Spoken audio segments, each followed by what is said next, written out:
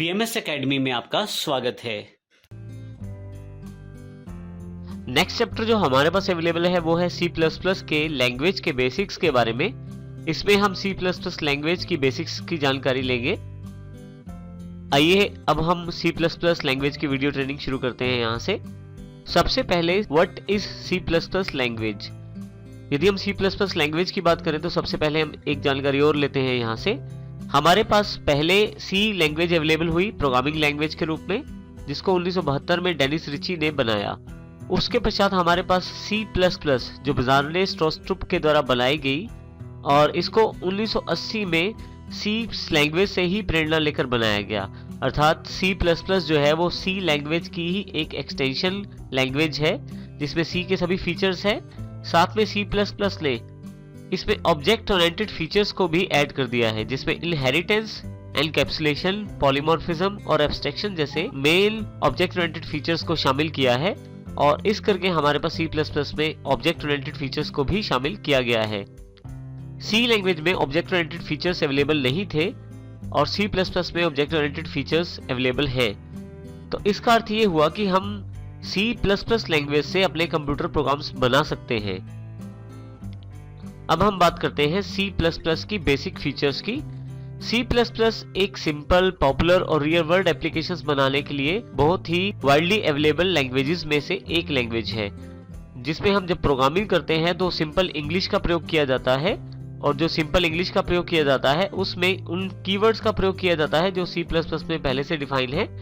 और इस प्रकार इसको पढ़ना और इसमें काम करना आसान हो जाता है, क्योंकि इसमें बेसिक सिंटैक्स रहते हैं वो इंग्लिश में रहते हैं। इसके साथ ही यदि हम यहाँ देखें एग्जाम्पल, हमारे पास वर्ड मेन, ब्लॉक ओपन और लास्ट में क्लोज कर दिया गया है, बीच में सी आउट, हेलो फ्रेंड्स। कुछ कोडिंग दी गई है C++ लैंग्वेज की। अभी हम कोडिंग पे ध्यान नहीं देते, हमारा मुख्य कार्य यहाँ जानकारी ये देना है कि देखिए यहाँ पे सिंपल इंग्लिश का प्रयोग किया गया है। वर्ड मेन, सी आउट, ये सब इंग्लिश वर्ड्स हैं और इनका प्रयोग करके हम C++ की प्रोग्रामिंग कर सकते हैं। C++ एक ऑब्जेक्ट ओरिएंटेड प्रोग्रामिंग लैंग्वेज है जिससे इसके द्वारा बनाए गए प्रोग्राम्स एफिशिएंट और फास्ट होते हैं। अर्थात इसमें ऑब्जेक्ट ओरिएंटेड फीचर्स को शामिल किया जाता है जिससे प्रोग्रामिंग की कैपेबिलिटीज बढ़ जाती हैं और जो प्रोग्राम्स बनाने का प्रोसेस रहता है वो फास्ट रहता है, जिससे हम ऑब्जेक्ट ओरिएंटेड के बेसिक फीचर्स का प्रयोग करके जैसे इनहेरिटेंस, पॉलीमॉर्फिज्म और इन एब्स्ट्रैक्शन, इनके द्वारा C++ में अपने प्रोग्राम बना सकते हैं। हम C++ में बड़े प्रोग्राम भी बना सकते हैं क्योंकि हमारे पास ऑब्जेक्ट ओरिएंटेड फीचर्स का प्रयोग किया जाता है जिसमें इनहेरिटेंस एक मुख्य फीचर रहता है। आप पहले से दिए गए कोड को या पहले से बनाए गए कोड को दोबारा प्रयोग कर सकते हैं, जिससे आप बड़े प्रोग्राम बना सकते हैं और जिसमें कोडिंग कम करनी पड़ती है और आप बड़ी एप्लीकेशंस को आसानी से डेवलप कर सकते हैं C++ के द्वारा। C++ का अगला फीचर उसका केस सेंसिटिव होना है। इसमें ध्यान रखना जरूरी रहता है कि छोटा a बड़े a से अलग रहता है, अर्थात स्मॉल लेटर्स और कैपिटल लेटर्स में यहाँ फर्क रहता है। इस प्रकार हम कोडिंग रखते हुए ध्यान रखते हैं कि केस सेंसिटिव लैंग्वेज है ये एक। हमारे पास यहाँ स्मॉल लेटर्स और कैपिटल लेटर्स में भेद रखना चाहिए C++ की कोडिंग करते समय। C++ के द्वारा जब प्रोग्राम्स बनाए जाते हैं वो पोर्टेबल होते हैं, उनको आसानी से दूसरे कंप्यूटर्स या दूसरे ऑपरेटिंग सिस्टम्स पर चलाया जा सकता है। बस आवश्यकता होती है उन्हें दोबारा रिकम्पाइल करने की, और कुछ मशीन्स पे उन्हें दोबारा रिकम्पाइल की भी आवश्यकता नहीं होती और आपके प्रोग्राम वहां पे रन हो जाते हैं। तो इसका अर्थ है जो C++ के प्रोग्राम है वो आसानी से पोर्टेबल है, एक मशीन से दूसरी मशीन, एक प्लेटफॉर्म से दूसरे प्लेटफॉर्म पे चलाए जा सकते हैं। C++ में काफी सारी लाइब्रेरी फाइल्स पहले से अवेलेबल रहती हैं और ये C++ में हेडर फाइल्स के रूप में अवेलेबल रहती हैं। हम इनके द्वारा प्रयोग किए गए फंक्शंस या ऑब्जेक्ट्स को आसानी से प्रयोग कर सकते हैं, जिसके द्वारा हम अपने प्रोग्राम्स को आसानी से बना सकते हैं। इसके अतिरिक्त जैसे हमने पहले बात की थी, रीयूज फीचर जो C++ प्रोग्राम का रहता है वो भी लाइब्रेरी फाइल्स के द्वारा प्रयोग किया जा सकता है, जिसमें आप अपनी लाइब्रेरी फाइल्स भी क्रिएट कर सकते हैं।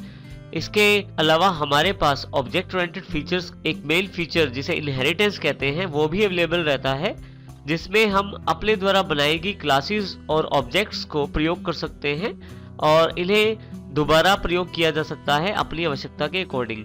और एक क्लास से दूसरी क्लास में काफी सारे फीचर्स को इनहेरिट किया जा सकता है, जिससे आप बनी हुई क्लासेस के फीचर्स को नई क्लासेस में ऐड कर सकते हैं और वहां उनका प्रयोग आसानी से कर सकते हैं। यहाँ हम कुछ नई टर्म्स जैसे इनहेरिटेंस, ऑब्जेक्ट ओरिएंटेड क्लासेस और ऑब्जेक्ट्स की बात कर रहे हैं। इनके बारे में हम आने वाले चैप्टर्स में जानकारी लेंगे। यहाँ पे एक बात और इम्पोर्टेंट है, यहाँ पे हमारे पास कुछ लाइब्रेरी फाइल्स हमें ऑब्जेक्ट्स प्रदान करती हैं। जैसे हमारे पास सी आउट और सी इन दो ऑब्जेक्ट्स हैं। ये हमारे पास iostream.h नाम की हेडर फाइल्स में अवेलेबल रहते हैं। यदि हम यहाँ नीचे की तरफ देखें तो हमारे पास 4 header files as an example दी गई हैं, जैसे math.h, iostream.h, stdio.h, conio.h। ये हेडर फाइल्स पहले से ही C++ में शामिल हैं और जैसे math.h की बात करें तो स्क्वायर रूट, क्यूब रूट, हाइपुट और पावर फंक्शंस पहले से अवेलेबल हैं। इसी तरह से iostream.h है, हमें 2 ऑब्जेक्ट्स प्रोवाइड करती है जिससे हम सी आउट और सी इन का प्रयोग करते हैं।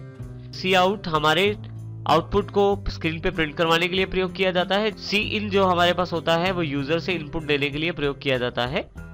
इसी तरह से stdio.h फाइल हमारे पास अवेलेबल रहती है। इसी के साथ conio.h फाइल अवेलेबल रहती है जिसमें 2 मुख्य फंक्शंस हमारे पास काफी काम आएंगे, क्लियर स्क्रीन और getch। आने वाले सेक्शन में हम इसकी जानकारी लेंगे, परंतु सबसे मेन बात जो यहाँ पे है कि हमारे पास मुख्य फंक्शंस और मुख्य ऑब्जेक्ट्स जो हैं वो लाइब्रेरीज में ऑर्गेनाइज किए गए हैं और ये सभी हेडर फाइल्स के द्वारा ही प्रयोग किए जा सकते हैं। इसके लिए हमें सबसे पहले प्रोग्राम बनाते समय इन हेडर फाइल्स को अपनी प्रोग्राम में इंक्लूड करना पड़ता है। उसके पश्चात हम इनके फंक्शंस या इनके ऑब्जेक्ट्स को प्रयोग कर सकते हैं, अन्यथा हमारे पास एरर अवेलेबल हो जाता है। C++ की काफी सारी एप्लीकेशंस होती हैं। हमने यहाँ पे 3 मुख्य उदाहरण लिए हैं। सबसे पहले system level programming, compilers, assemblers और कई बार नई लैंग्वेजेस को बनाने के लिए भी C++ का प्रयोग किया जाता है। इसी तरह से application development, user friendly software बनाने के लिए जैसे railway reservation system, airline reservation system, library management system या बैंकिंग सॉफ्टवेयर इत्यादि को भी C++ में बनाया जा सकता है। इसी तरह से गेम्स डेवलपमेंट में भी C++ का प्रयोग किया जाता है। काफी सारी गेम्स C++ के द्वारा बनाई जाती हैं। C++ के द्वारा बनाई गई गेम्स या सॉफ्टवेयर का सबसे इंपॉर्टेंट बेनिफिट ये रहता है कि ये चलने में बहुत ही फास्ट होती हैं, क्योंकि इनको कम जगह चाहिए होती है और इनकी परफॉर्मेंस भी बहुत बढ़िया रहती है रनिंग में। यहाँ पे कुछ एग्जांपल्स हैं हमारे पास C++ एप्लीकेशंस के, जैसे language compilers, text editors, printer drivers, network drivers, language interpreters. इनमें C++ का प्रयोग किया जाता है और इनका निर्माण C++ के द्वारा किया जा सकता है। इनको C++ के द्वारा बनाया जा सकता है।